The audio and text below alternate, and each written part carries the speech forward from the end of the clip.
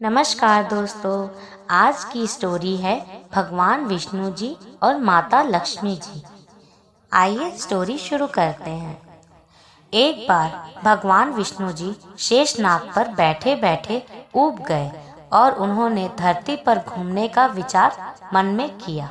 वैसे भी कई साल बीत गए थे धरती पर आए और वह अपनी यात्रा की तैयारी में लग गए।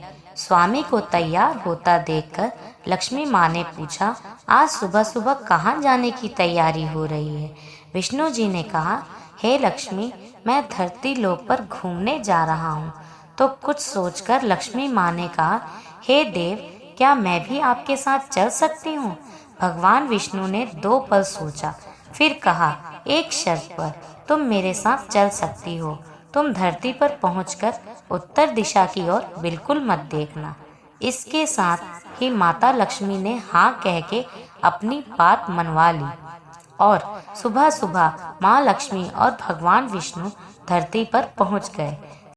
तभी सूर्य देवता निकल रहे थे। रात बरसात होकर हटी थी। चारों ओर हरियाली ही हरियाली थी। उस समय चारों ओर बहुत शांति थी और धरती बहुत ही सुंदर दिख रही थी और माँ लक्ष्मी मंत्र मुग्ध होकर धरती को देख रही थी और भूल गई कि पति को क्या वचन देकर आई हैं और चारों ओर देखती हुई कब उत्तर दिशा की ओर देखने लगी पता ही नहीं चला। उत्तर दिशा में माँ लक्ष्मी को एक बहुत ही सुंदर बगीचा नजर आया और उस तरफ से भीनी भीनी खुशबू आ रही थी और बहुत ही सुंदर सुंदर फूल खिले थे। यह एक फूलों का खेत था और माँ लक्ष्मी बिना सोचे समझे उस खेत में गई और एक सुंदर सा फूल तोड़ लाई। लेकिन यह क्या, जब माँ लक्ष्मी भगवान विष्णु के पास वापस आई तो भगवान विष्णु की आंखों में आंसू थे और भगवान विष्णु ने माँ लक्ष्मी को कहा कि कभी किसी से बिना पूछे उसका कुछ भी नहीं लेना चाहिए और साथ ही अपना वचन भी याद दिलाया। माँ लक्ष्मी को अपनी भूल का पता चला तो उन्होंने भगवान विष्णु से इस भूल की माफी मांगी। तो भगवान विष्णु ने कहा कि तुमने जो भूल की है उसकी सजा तो तुम्हें मिलेगी। जिस माली के खेत से तुमने बिना पूछे फूल तोड़ा है, यह एक प्रकार की चोरी है। इसलिए अब तुम 3 साल तक माली के घर नौकर बनकर रहो। उसके बाद मैं तुम्हें वैकुंठ में वापस बुलाऊंगा। माँ लक्ष्मी ने चुपचाप सर झुकाकर हाँ कर दी। आजकल की लक्ष्मी थोड़े ही थी और माँ लक्ष्मी एक गरीब औरत का रूप धारण करके उस खेत के मालिक के घर गई। घर क्या एक झोपड़ा था और मालिक का नाम माधव था। माधव की बीवी 2 बेटे और 3 बेटियां थीं। सभी उस छोटे से खेत में काम करके किसी तरह से गुजारा करते थे।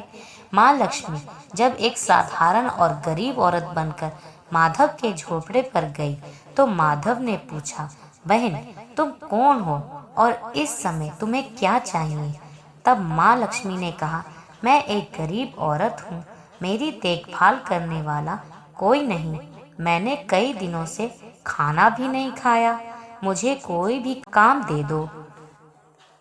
साथ में मैं तुम्हारे घर का भी काम कर दिया करूंगी। बस मुझे अपने घर में एक कोने में आसरा दे दो। माधव बहुत ही अच्छे दिल का मालिक था। उसे दया आ गई, लेकिन उसने कहा, बहन, मैं तो बहुत गरीब हूँ, मेरी कमाई से मेरे घर का खर्च मुश्किल से चलता है। लेकिन अगर मेरी 3 की जगह 4 बेटियां होती तो भी मैंने गुजारा करना था। अगर तुम मेरी बेटी बन जाओ और जैसा रूखा सूखा हम खाते हैं उसमें खुश रह सकती हो तो बेटी अंदर आ जाओ।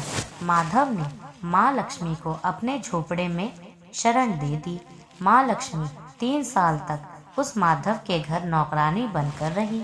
जिस दिन माँ लक्ष्मी माधव के घर आई थी उससे दूसरे ही दिन माधव को इतनी आमदनी हुई फूलों से कि शाम को एक गाय खरीद ली। फिर धीरे धीरे माधव ने काफी जमीन खरीद ली और सब ने अच्छे अच्छे कपड़े भी बनवा लिए और फिर एक बड़ा पक्का घर भी बनवा लिया। बेटियों और बीवियों ने गहने भी बनवा लिए और अब मकान की बहुत बड़ा बनवा लिया था। माधव हमेशा सोचता कि मुझे यह सब इस महिला के आने के बाद मिला है। इस बेटी के रूप में मेरी किस्मत आ गई है मेरी। और अब 2-4 साल बीत गए थे, लेकिन लक्ष्मी अब भी घर में और खेत में काम कर रही थी। एक दिन माधव जब अपने खेतों से काम खत्म करके घर आया तो उसने अपने घर के सामने द्वार पर एक देवी स्वरूप गहनों से लदी एक औरत को देखा। ध्यान से देखकर पहचान गया, अरे यह तो मेरी मुंह बोली चौथी बेटी यानी वही औरत है। और पहचान गया कि यह तो माँ लक्ष्मी है। अब एक माधव का पूरा परिवार बाहर आ गया था और सब हैरान होकर माँ लक्ष्मी को देख रहे थे। माधव बोला, माँ हमें माफ कर दो, हमने तेरे से अनजाने में ही घर और खेत में काम करवाया। माँ ये कैसा अपराध हो गया, माँ हम सबको माफ कर दे। अब माँ लक्ष्मी मुस्कुराई और बोली, हे माधव तुम बहुत ही अच्छे हो और दयालु व्यक्ति हो। तुमने मुझे अपनी बेटी की तरह रखा, अपने परिवार के सदस्यता की तरह से। इसके बदले मैं तुम्हें वरदान देती हूँ कि तुम्हारे पास कभी भी खुशियों की और धन की कमी नहीं रहे। तुम्हें सारे सुख मिलेंगे जिसके तुम हकदार हो।